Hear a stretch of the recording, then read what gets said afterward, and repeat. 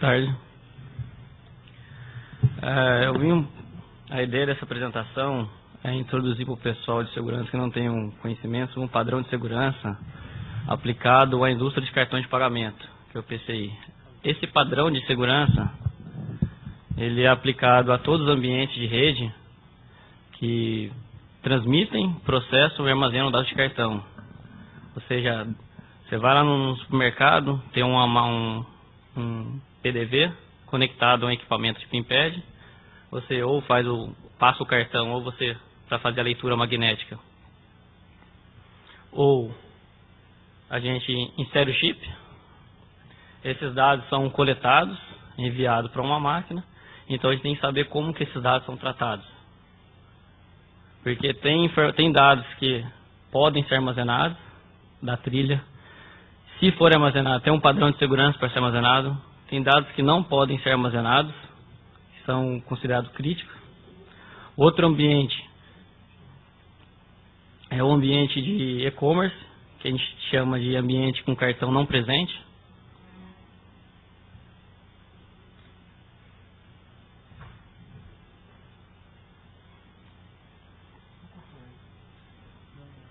A resolução não vai dar?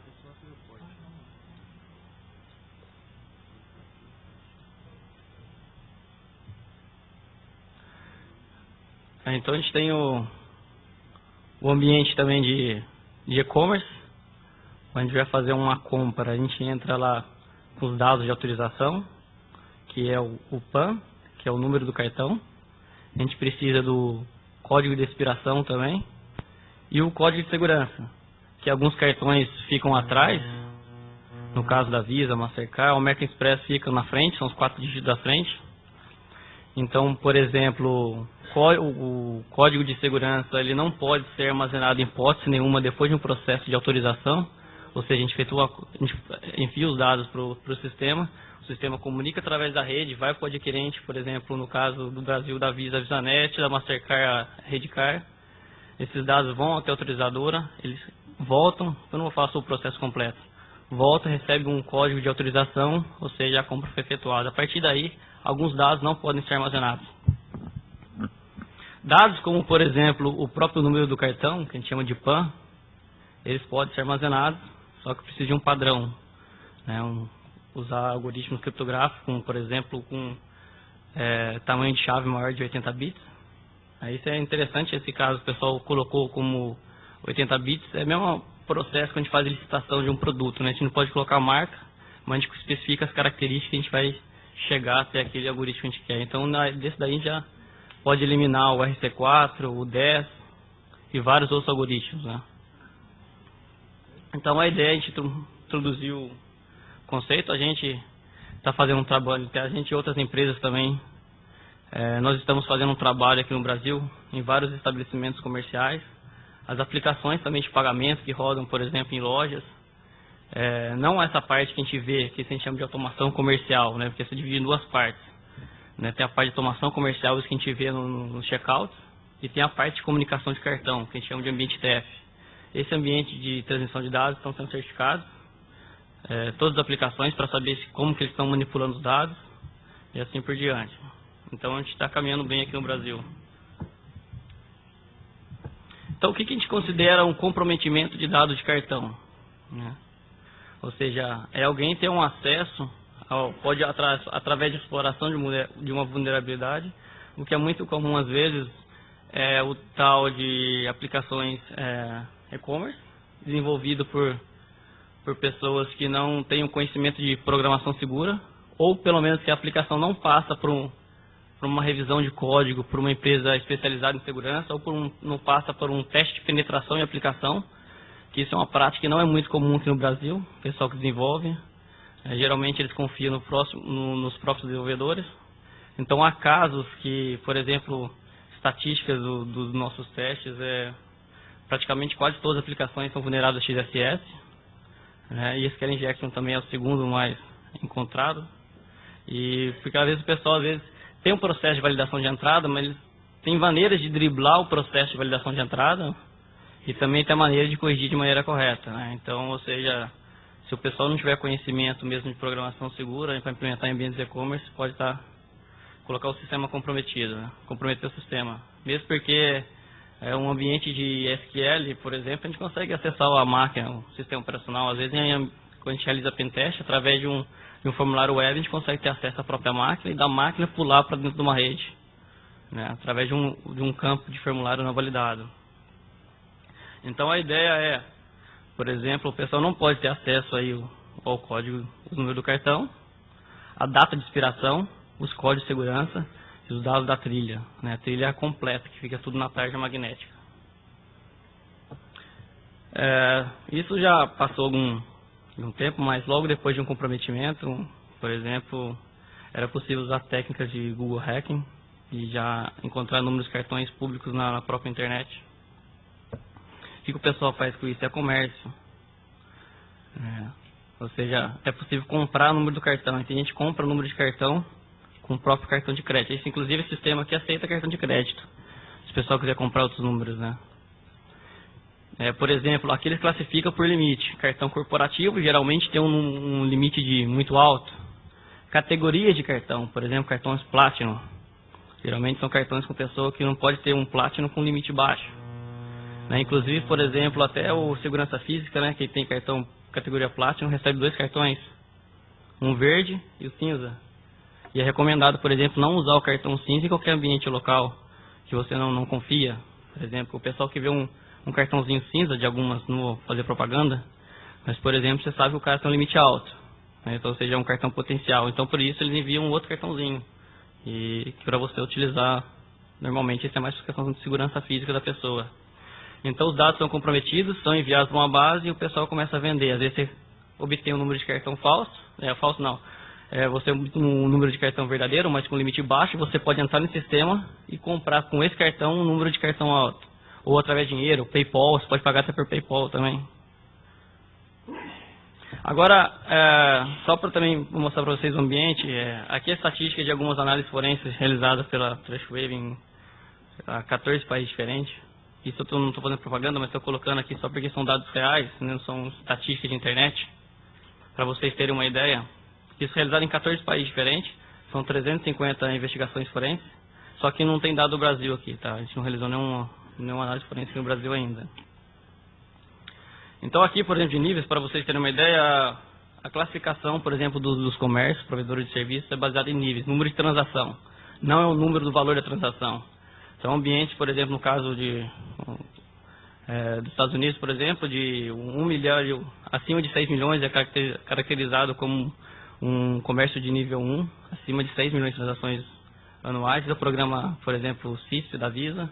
Aqui na América Latina a gente está num outro programa chamado AIS, que eles têm uma margem de 80% do número de transações é nível 1 e o resto é nível 2. Então, como a gente pode ver, nesse caso, no caso de nível 4, ambientes que têm menos de 20 mil transações anuais. São responsáveis por 85% dos casos de comprometimentos. São ambientes que não...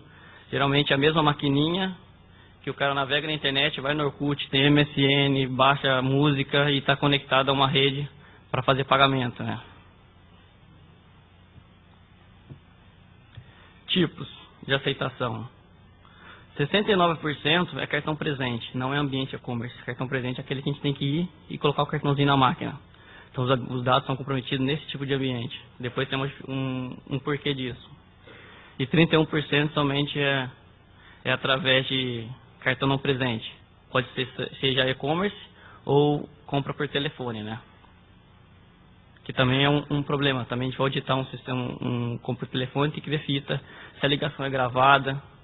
Tem que ver como é que é gravado, se é gravado digitalmente, eu consigo recuperar os dados do cartão através de uma gravação, como que esse dado se é criptografado, o backup, né? Então tem vários padrões também que precisam ser seguidos. Pessoas que acessam vários números de cartão tem que passar por background checking, né? Então tem vários, eu vou comentar mais pra frente sobre isso. Segmentos da indústria, isso por exemplo também bem claro, está falando 52% da indústria alimentícia. Isso tem uma justificativa, mas infelizmente eu não posso abrir isso em claro, mas para ver que é bem atacado esse tipo de comércio, né? Fast food. Tipo de sistema, 71% é software POS, aqui no Brasil a gente chama de PDV, são esses frente de caixa mesmo. Aqui a gente fala que 25% é ambiente de e-commerce, 6% a gente chama, aqui está falando de back-end, mas aqui no Brasil a gente usa o conceito de concentrador. Aqui tem concentrador, a gente tem um cliente, o checkout, que se comunica através com uma outra máquina, que é o concentrador, que pode se concentrar através de vários ambientes de loja, e esse concentrador que vai comunicar com os operadores para fazer autorização. Então 6% dos ataques. E o 1% é o hardware, que a gente chama aqui no Brasil de POS, são essas maquininhas mesmo de supermercado, posto, assim por diante. Apenas 1% da estatística. Agora, conectividade externa, 51% é ADSL. Aqui no Brasil vale comentar que tem um sistema que em certos de cliente não aceita fazer transmissão de ambiente de loja através de ADSL, só através de rede de link privado, para fazer a autorização, mas por nesse ambiente, como não envolve dados aqui no Brasil, então grande parte é ADSL mesmo. O pessoal contrata o link, é barato, coloca lá uma maquininha, às vezes a própria máquina no ambiente, por exemplo, não tem firewall, o firewall mal configurado, então se comunica e vai fazer a autorização e volta, ambiente totalmente. Às vezes é uma maquininha só, como a gente comentou de nível 4, às vezes é uma maquininha única que tem um modem conectado e vai lá e faz a autorização. Ambientes mais críticos também, o falso sistema e-commerce. Às vezes em ambientes, se a gente vai fazer uma compra e-commerce, estou falando isso de fora, não aqui do Brasil, por exemplo, a gente entra com os dados do cartão, pensando que é um ambiente e-commerce, esses dados fazem o quê? É e-commerce, mas não é automático, é gravado um arquivo, depois um funcionário no final do dia pega esse arquivo e vai fazendo transação até no POS, aqueles equipamentos.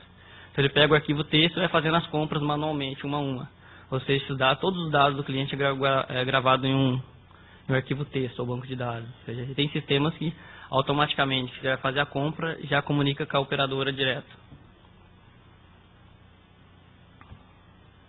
Responsabilidade pelos erros.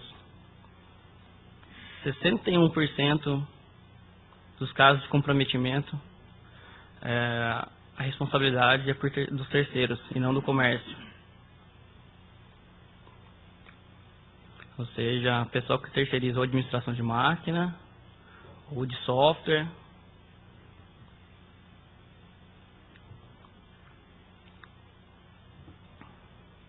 Principalmente com relação a acesso remoto. Às vezes o pessoal num ambiente instala software para acesso remoto, para administrar várias redes ao mesmo tempo, que por exemplo, para o PCI, todo acesso remoto tem que ser feito com autenticação de 2 fatores, ou seja, ou se autenticar a máquina e o usuário, ou biometria, ou qualquer que seja, mas tem que ser 2 fatores diferentes, e só que isso não é implementado. Tem ambientes, por exemplo, que se alguém consegue entrar, por exemplo, em uma rede, o pessoal consegue entrar em várias outras redes.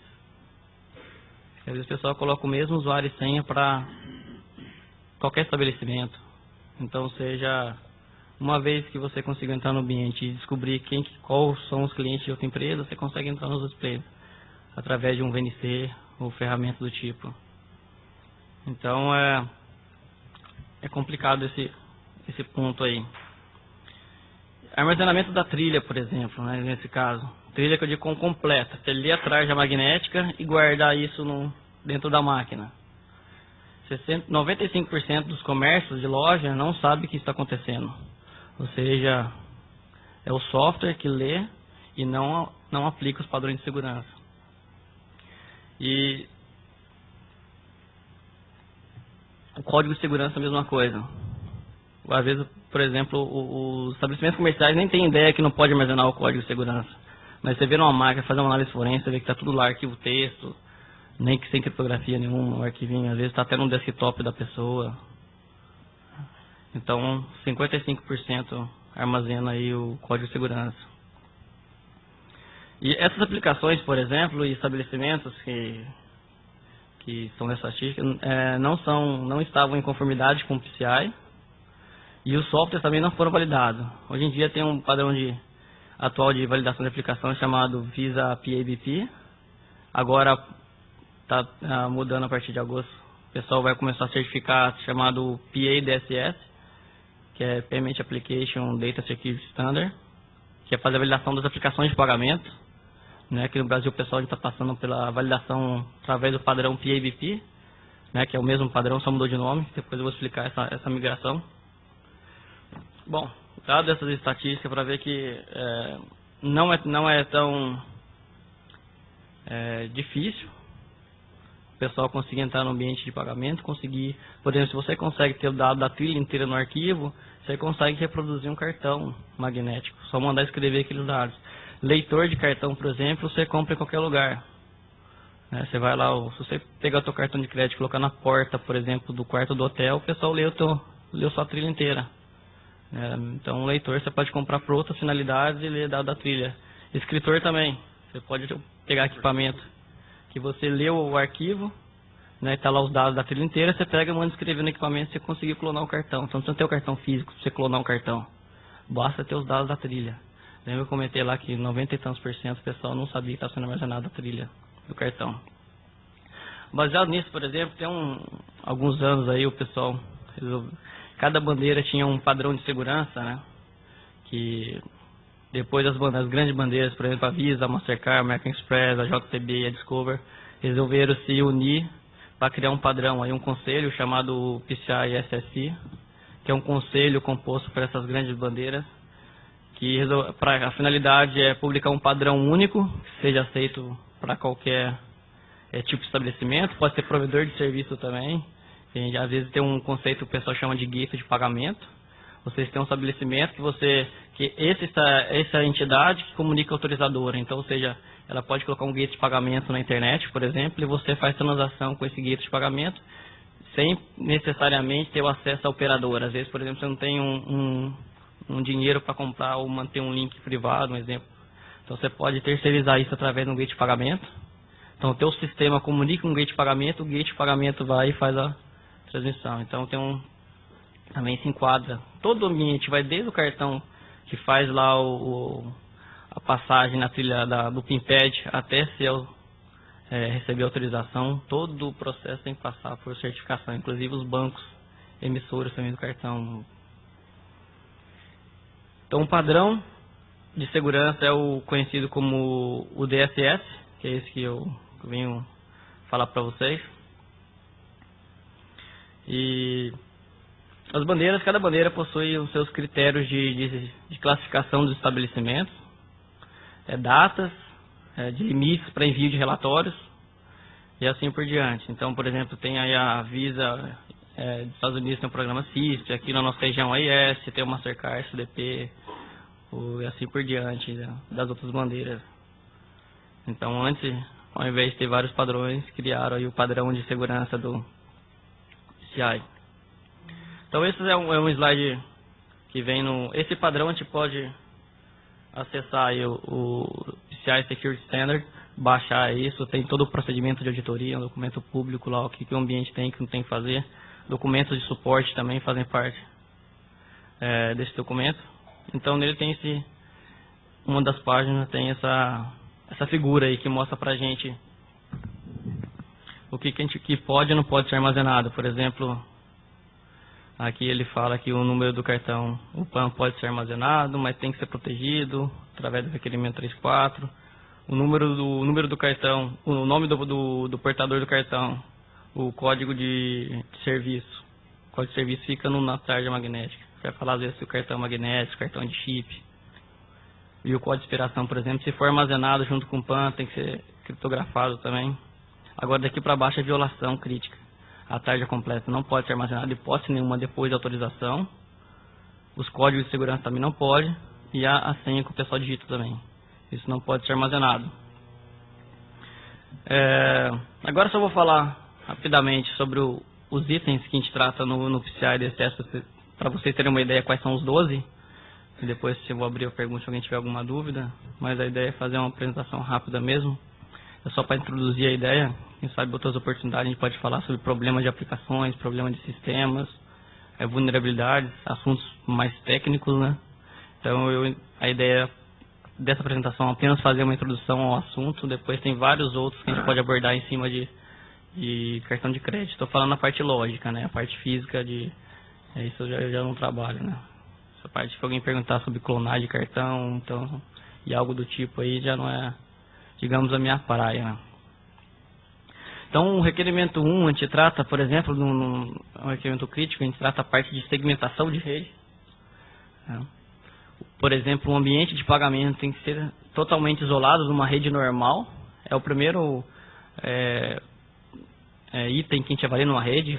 Chega no estabelecimento, a gente pede um diagrama de rede e começa a traçar o fluxo de cartão, para onde passam os dados do cartão, para ver se a rede é segmentada ou não. Se haver segmentação, segundo o PCI, por exemplo, tem que ser um faro que tenha a característica de stateful. Então, o requerimento muito trata isso. Por exemplo, até que servidores de bancos de dados não podem estar expostos à internet, não pode colocar numa DMZ, por exemplo, ou banco de dados quando tem o número de cartão, tem que ser numa rede separada, né, ou seja, separada de servidores públicos da internet. O requerimento 2, por exemplo, a gente trata aí de configuração de equipamento.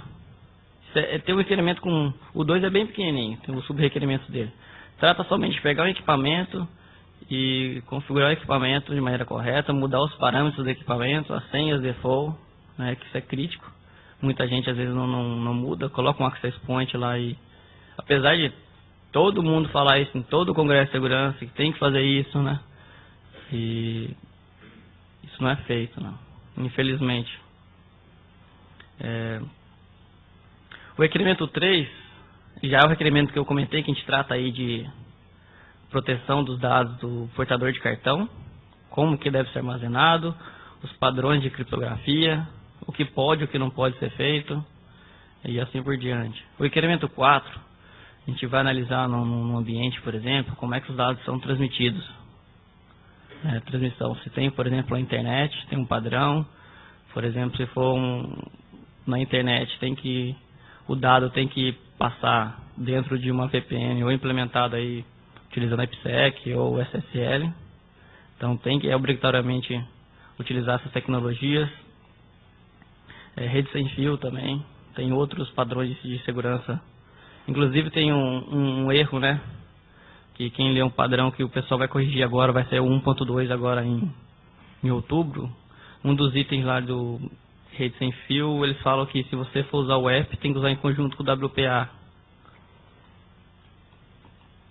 Ou seja, é uma coisa ou outra, né? Então, mas isso está escrito um dos requerimentos do padrão. Isso o pessoal vai mudar aí, já para o 1.2.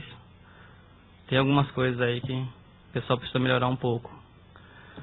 Então, o 5, o que a gente vai tratar do 5 no ambiente? É antivírus, né? Para sistemas vulneráveis a vírus, ou seja, para não citar nomes específicos, mas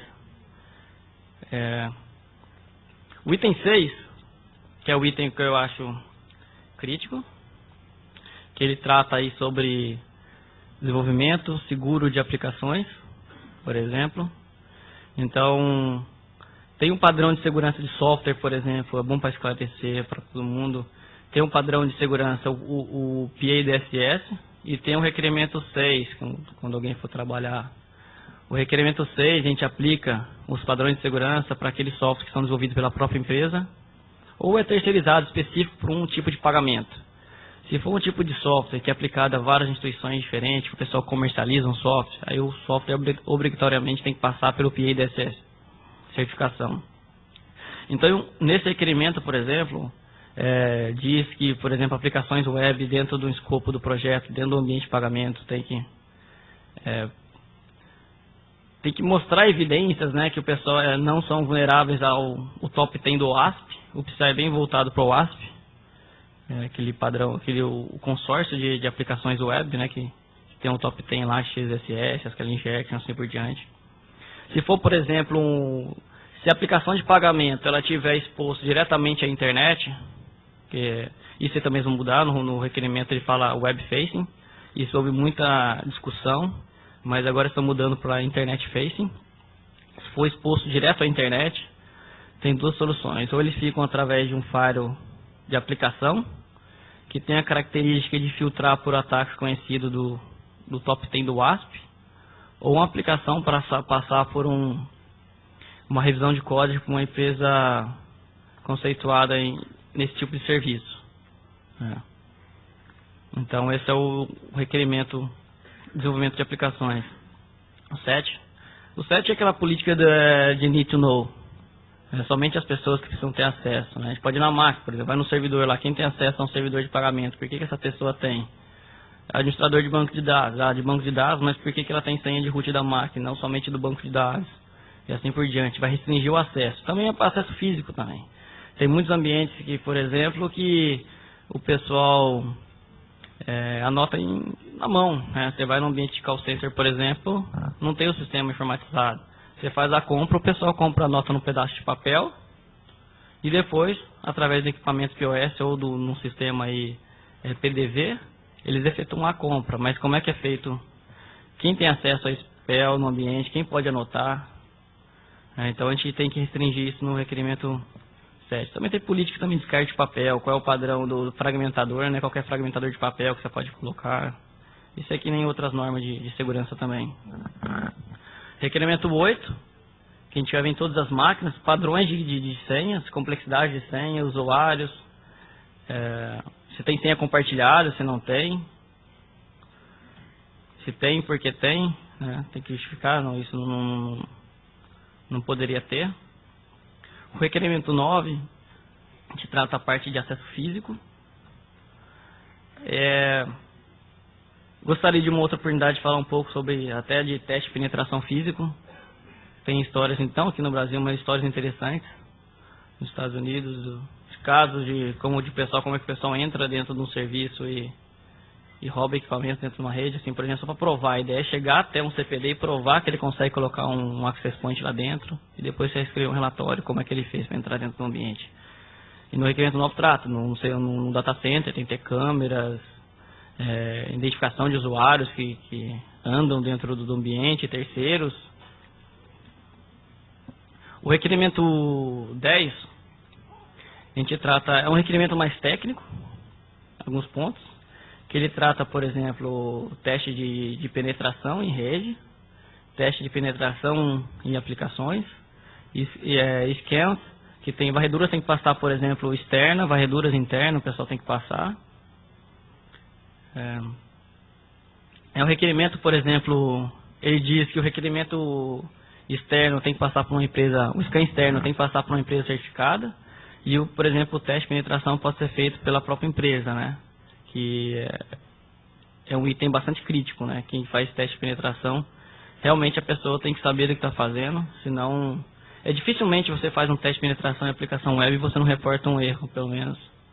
Se a pessoa conseguir não reportar pelo menos um erro, o teste não foi bem executado. Alguma coisinha você vai encontrar.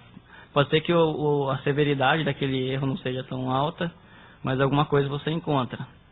Isso é o requerimento, por exemplo, nesse caso, trata o 11.3, né? O requerimento, e o 12, por fim, é o paperwork. Vai tratar aí política de segurança, isso que todo mundo tem que ter procedimentos de configurações de máquina, políticas e procedimentos, assim por diante.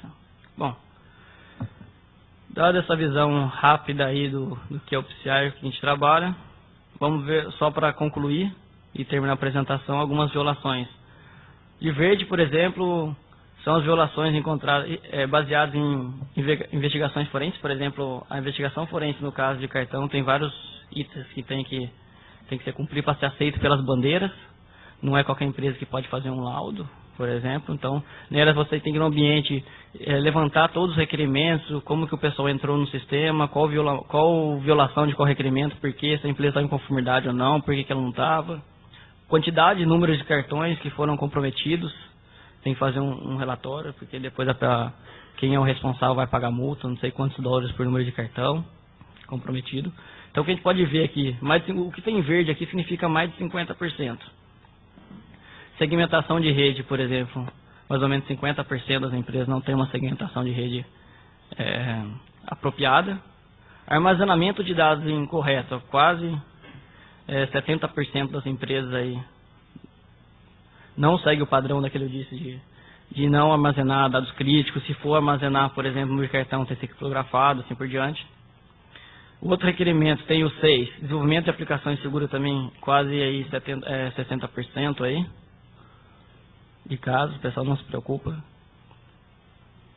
E eu acho que isso daqui até poderia ser maior, porque a grande parte dos casos foram pegos em ambientes não e-commerce, mas se for só em e-commerce, isso daqui deveria ser, deveria ter um pico muito grande. O requerimento 8, por exemplo, está de senhas, assim por diante. Então a gente tem aí o que? 40%, 50%. O requerimento 10, que trata de monitoração e... Nossa, acho que nem comentei disso, não lembro. Acho que pulei esse 10 aí. Que o 10 ele trata, por exemplo, de logs, geração de logs, que tipo O 10 mais voltado, por exemplo, para a gente poder fornecer evidência no caso de uma fraude, de um comprometimento, que tipo de informações, como que o sistema tem que logar, que padrões de logar, tem que ter um log host, depois tem que colocar um sistema para garantir a integridade dos logs, tempo de armazenamento de logs offline, tempo de armazenamento online, e assim por diante.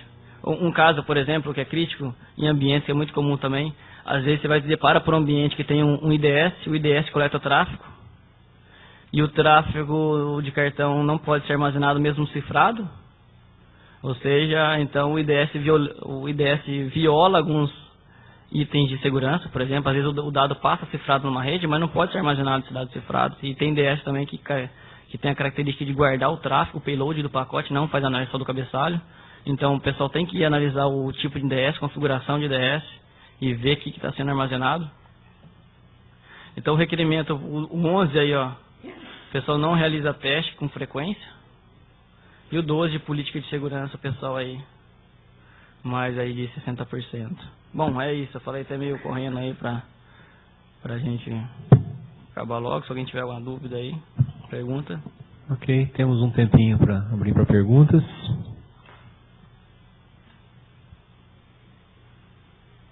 Ninguém? Microfone? Se tem alguma coisa online?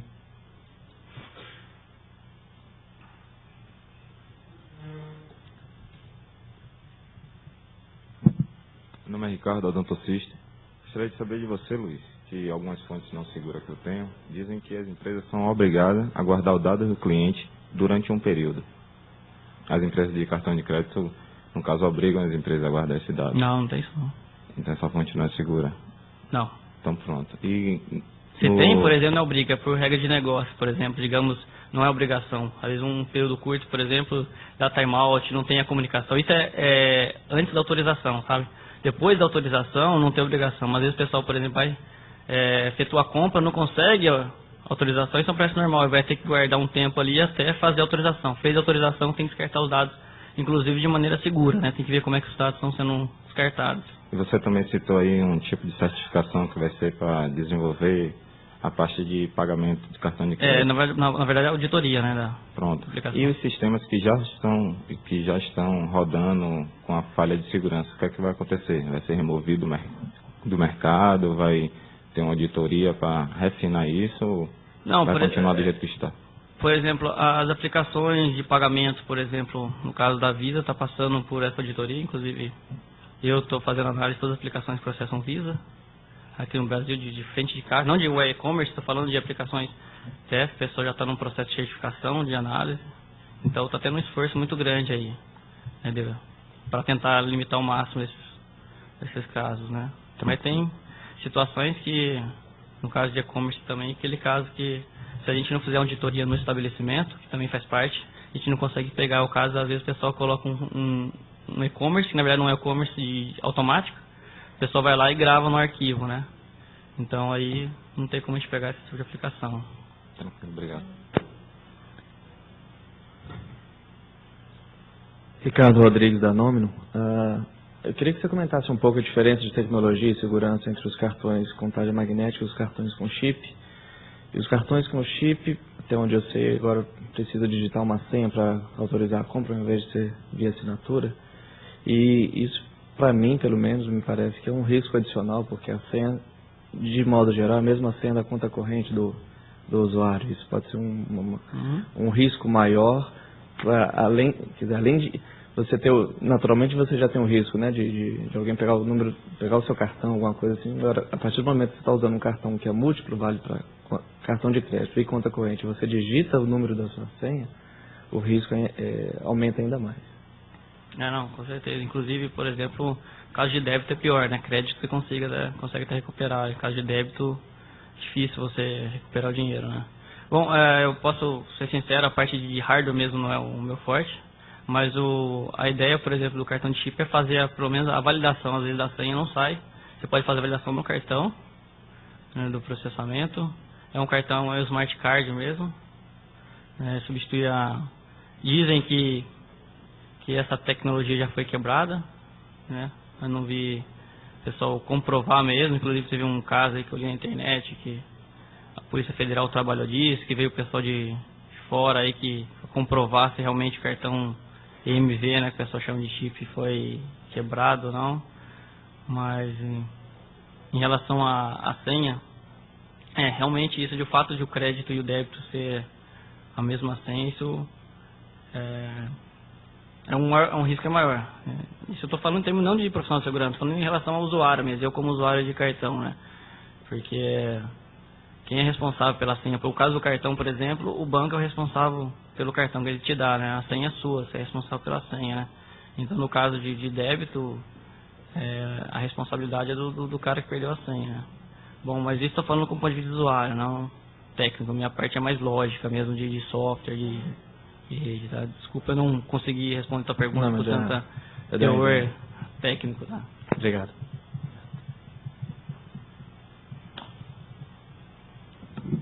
Um comentário sobre a tecnologia de chip é que ela é usada de uma forma como se fosse um certificado para validar a ponta da Visa, porque um problema que eles detectaram é que só com a tarja você podia interceptar o tráfego saindo da máquina, algum ponto do caminho, captar alguns tráfegos e depois ficar com eles. Então o chip serviria em teoria para validar a ponta de lá, para a máquina saber que a ponta de lá é a máquina que aquele chip saiu certificado como seja. Então esse é o motivo principal porque eles estão integrando isso aí.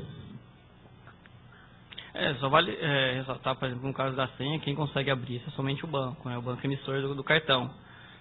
Eu tenho um padrão, tem várias chaves de criptografia que é colocado no negócio, inclusive o banco, sei lá, o Banco do Brasil, o Real, vai lá e injeta uma chave. Tem um procedimento para injetar uma chave no PINPAD, no POS, por exemplo, ou seja, todo o fluxo da senha que passa no processo, ou seja, o pessoal não consegue abrir, não passa nada em claro. Inclusive só o banco lá que vai conseguir abrir esse pacote. Ninguém no meio do caminho consegue. Inclusive o padrão de não armazenamento do PIN, a gente fala de PIN block, que mesmo cifrado ele não pode ser armazenado. Mas agora, eu não sei exatamente, você comentou aí sobre captura do meio, abrir o dado, né? E já não sei dizer. Era um risco teórico, né? O chip permite validar as duas pontas da transação, validar o coisa e validar que o banco é o banco mesmo. É a mesma coisa da rede GSM do celular, né? O celular está validando a torre, que foi o que impediu a clonagem. Então ele está validando a outra ponta da transação, porque antes não tinha como fazer isso. Tá, entendi. Mais alguma observação? Ninguém? Vou agradecer o Gustavo, então. Obrigado.